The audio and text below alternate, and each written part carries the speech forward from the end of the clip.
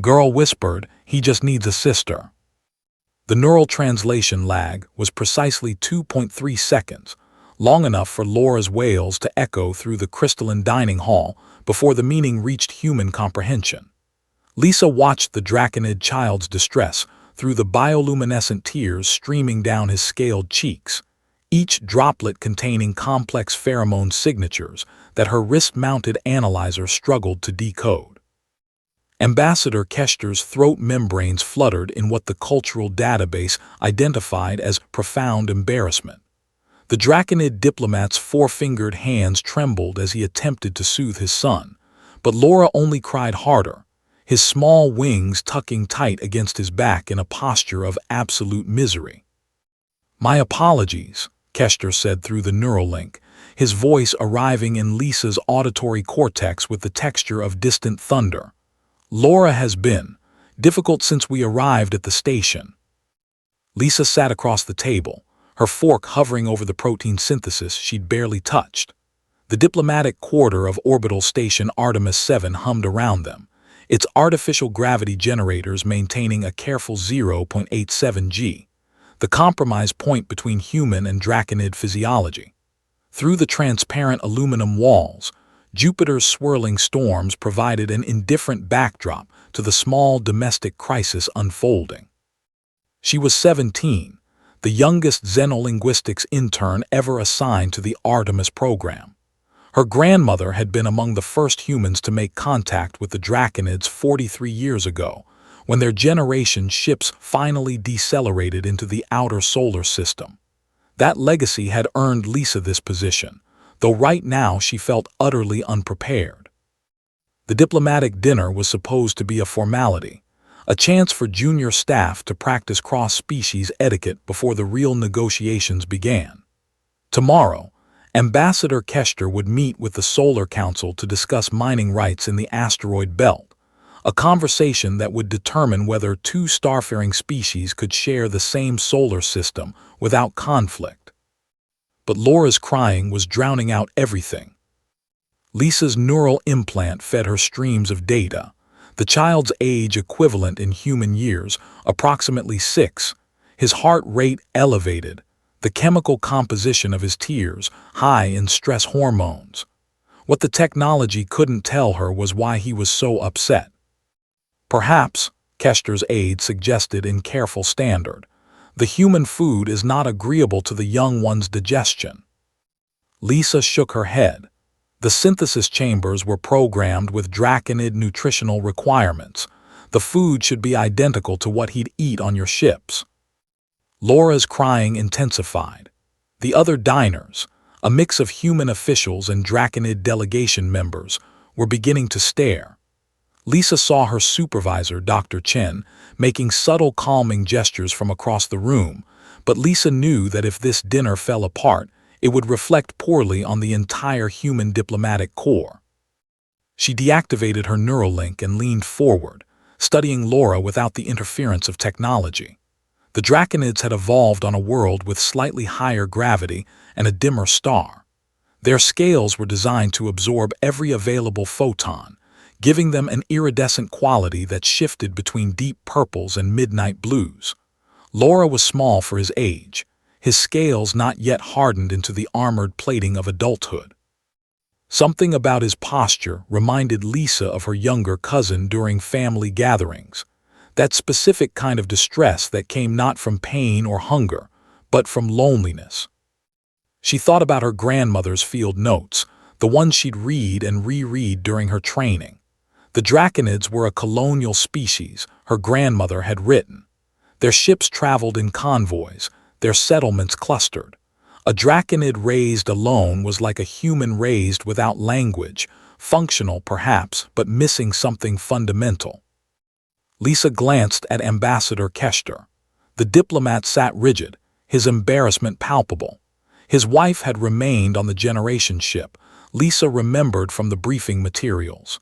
She was a propulsion engineer, too valuable to risk on the station during these delicate initial negotiations, which meant Laura had been separated from his entire family unit except for his father. The thought crystallized into certainty. Lisa slid from her chair and crossed to the Draconid side of the table. She knelt beside Laura's specialized seat, its design accommodating his different leg structure and tail, bringing herself to eye level with the crying child. "Laura," she said softly, not bothering with the Neuralink. Sometimes words mattered less than tone. The child's golden eyes, slit-pupilled like Earth's cats, fixed on her. His crying hitched but didn't stop. Lisa reached out slowly, her hand palm up in the Draconid gesture of non-aggression her grandmother had documented. "I know what's wrong," she whispered, leaning close enough that only Laura and his father could hear. "He just needs a sister." The Neuralink wasn't translating. She turned it off, but Ambassador Kester's throat membranes went suddenly still. His eyes widened with what Lisa's training identified as shock. "Or a brother," Lisa continued quietly, maintaining eye contact with Laura. "Or a clutchmate, or whatever you call it. He's lonely. He's the only Draconid child on this entire station, surrounded by aliens, and his mother and siblings are 1,000,000 kilometers away." Laura's crying had reduced to small hiccuping sounds. His small clawed hand reached out tentatively toward Lisa's extended palm. "I'm not his sister," Lisa said, still speaking softly. "But maybe I could be a friend, a temporary clutchmate." She activated her Neuralink with a thought, letting the translation reach Kester. The ambassador stared at her for a long moment, and Lisa worried she'd committed some terrible breach of protocol. Then his throat membranes began to vibrate in a pattern her database identified as profound relief mixed with gratitude. "You understand," Kester breathed. "You truly understand." "My grandmother wrote about Draconid clutch bonds," Lisa said, "but I didn't really get it until just now. You can simulate food and gravity and atmosphere, but you can't simulate family." Laura's small hand wrapped around Lisa's fingers. His scales were warm, warmer than human skin, and incredibly soft. This close, she could see the delicate patterns on each scale, like fingerprints but infinitely more complex. "Would you," Kester hesitated, "would you be willing to spend time with Laura during our stay? The negotiations will take weeks, perhaps months." I had not realized how much the isolation was affecting him. Lisa looked at Laura, whose tears had finally stopped. The child was studying her with intense curiosity now, his head tilted in a gesture that transcended species. "I'd like that," she said, "if Laura wants to." Through the Neuralink, Kester translated her offer. Laura's response came not in words but in action. He launched himself forward, wrapping his small arms around Lisa's neck in an embrace that nearly knocked her backward. His wings, small and translucent, fluttered with excitement. Dr. Chen approached their table, her expression concerned. "Is everything all right?" "Everything's fine," Lisa said, awkwardly patting Laura's back while the child refused to let go. "I think we just solved a diplomatic crisis. Laura wasn't upset about the food or the gravity or the atmosphere." "Then what was wrong?" Dr. Chen asked. Lisa met Ambassador Kester's eyes across the table. The Draconid's throat membranes were vibrating in a pattern her database now identified as approval and respect. "He was homesick," Lisa said simply. "And sometimes the solution to homesickness isn't better technology or more accurate simulations. Sometimes you just need someone to sit with you and share a meal." Laura finally pulled back, still clutching Lisa's hand. He said something in rapid Draconid that her Neuralink translated with a slight delay. "Will you show me the stars from the observation deck? Father says humans see them differently." Lisa smiled. "I'd love to, right after dinner." As she helped Laura back into his seat and returned to her own, she noticed the atmosphere in the dining hall had shifted. The tension that had been building, the sense of two species trying too hard to bridge an unbridgeable gap, had eased. Conversations resumed, more relaxed now. Her grandmother had been right, Lisa thought.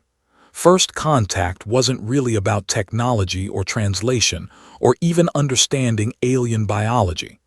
It was about recognizing that loneliness looked the same across species, and that kindness required no translation at all. Tomorrow, Ambassador Kester would negotiate mining rights and orbital territories.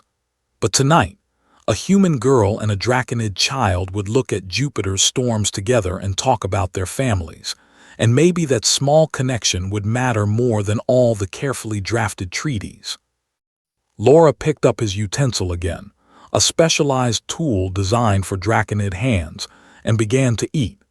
He glanced at Lisa every few seconds, as if making sure she was still there, and each time she smiled at him until he seemed satisfied.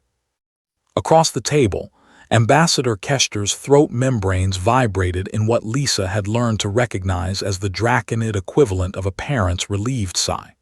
In that moment, he wasn't a diplomat negotiating humanity's first treaty with an alien species. He was just a father, grateful that someone had understood his son's tears. And Lisa thought that maybe, just maybe, that was how peace really started. Not in conference rooms with neural links and cultural databases, but in small moments of connection between two beings who chose to see each other, truly see each other, across the vast distance of different worlds. The dinner continued, and Jupiter turned in its eternal dance outside the windows, and somewhere in the cold mathematics of orbital mechanics, two civilizations found a point of balance not through technology, but through the simple act of one person whispering to another, "I understand. You're not alone."